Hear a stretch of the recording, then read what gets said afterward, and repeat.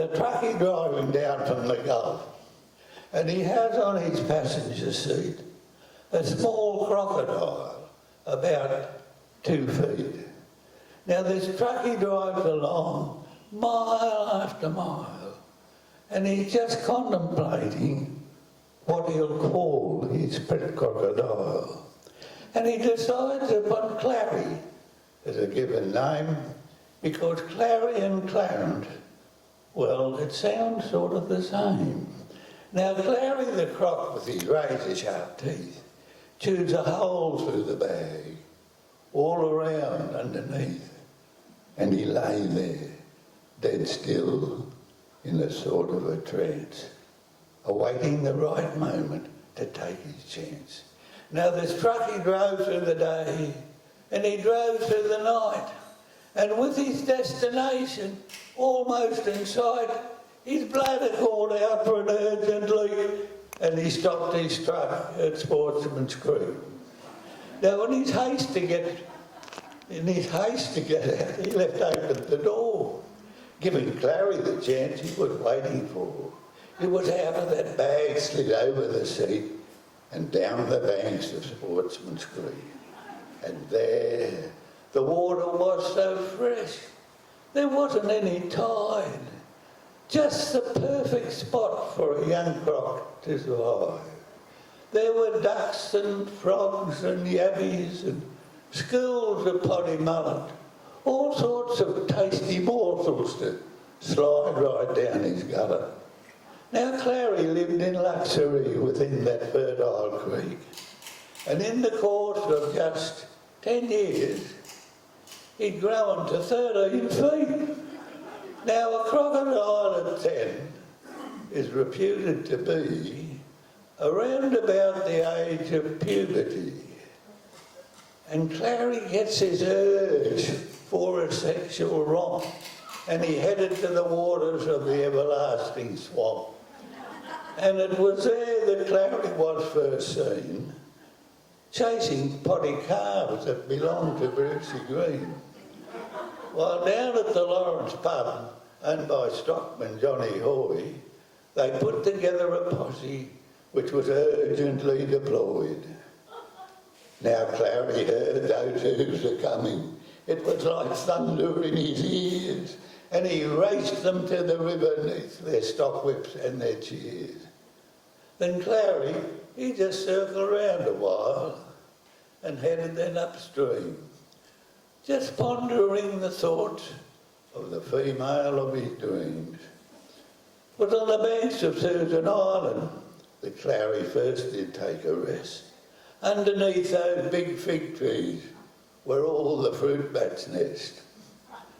Then the water rats came rowing one early misty morn, under the watchful eye of their coach Kenny Bourne.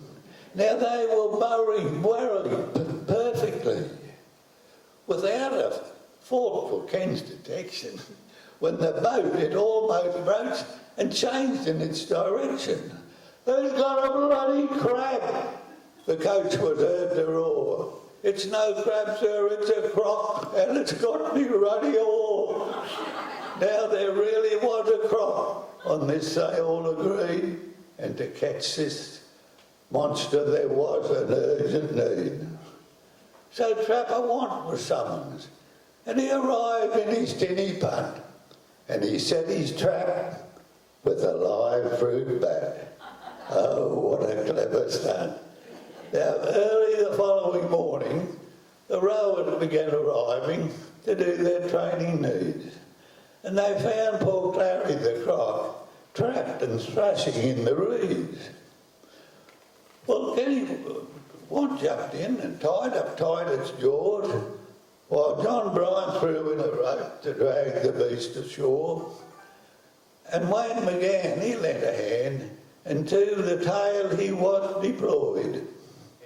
And the look upon his face suggested it was a position that he enjoyed. Well, they wrestled, roped and tied that croc, and when he was all finally tethered and tucked, they took him up to Roches on the back of Tomo's truck. Now it's Jacaranda Thursday morning, the morning of the activities. And that rascal Julie Peacock arrived, all dressed up as Mick Dundee. Well, he just walked up to that croc and looked her squarely in the eye, and he raised just 2 fingers up and did his famous hypnotise.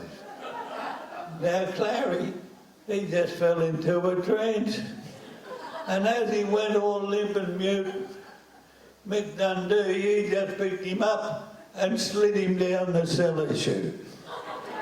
Now that Mick, he fed that croc a leghorn chook, and he fed him each and every day until Mick got into movies and he went off to LA. And the feeding of the croc is something which was forgotten. Then this smell came up from beneath the floor, like something had gone rotten. Drinkers standing at the bar looked suspiciously at one another. Some they held their ground, others ran for cover. And newsman Brian Carroll, who was always sitting at the door, said, "I know every smell that comes in here, and I've never smelled a smell like that before." And the bearded Mikey Schweitzer, doing the best to conceal his fears, said, "There's something awful happening. I can taste it in me beer."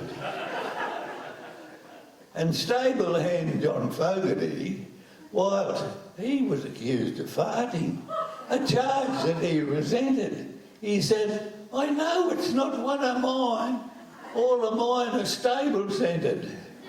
Well, the publican is going off his head until someone raised the theory, well, maybe Clarrie's dead.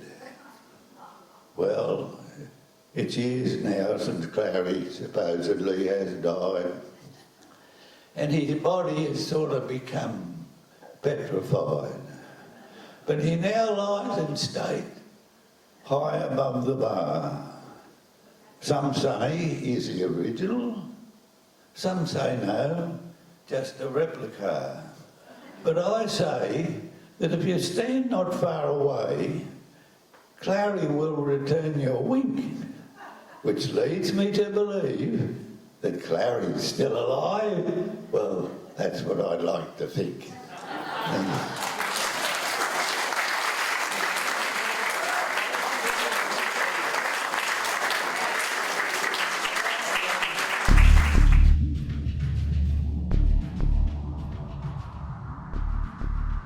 The story of Clarrie the Croc, and as to how it got into the Clarence, is it's a story that's in verse, and it tells the story of how the crocodile got from up at the top of the Gulf of Carpentaria down into the Clarence. And it's a story which is a blend of fact and fiction. And I'll just give you a few facts to start with. And one is, and some of you may recall, that there used to be a prawn processing factory over at South Grafton, Mackay Street, on the way out to the industrial estate.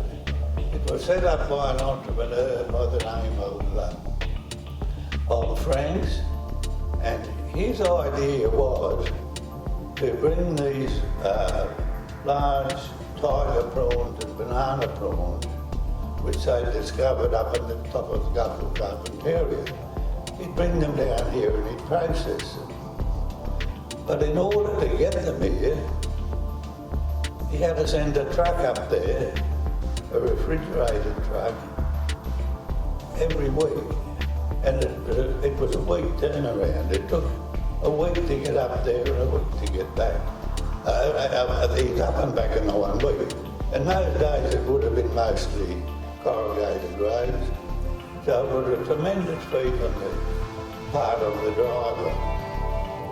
I experienced that about 10 years ago. I suppose there was a party of 6 of us.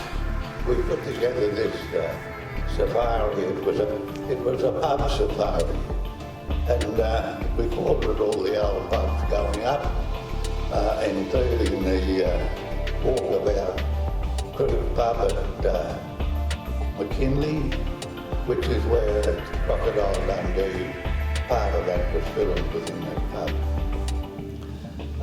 So another fact is that down at Lawrence we have the everlasting swamp.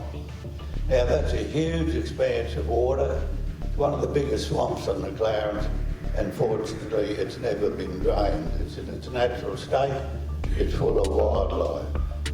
It's bounded to the north by Sportsman's Creek, and if you're driving down the Lawrence Road and you're approaching Kelsall's Hill, you'll just see it through the trees.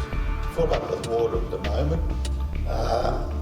And another fact in the story is that all of the old hotels, when they built them, the first thing they did was dug out what they called the cellar room.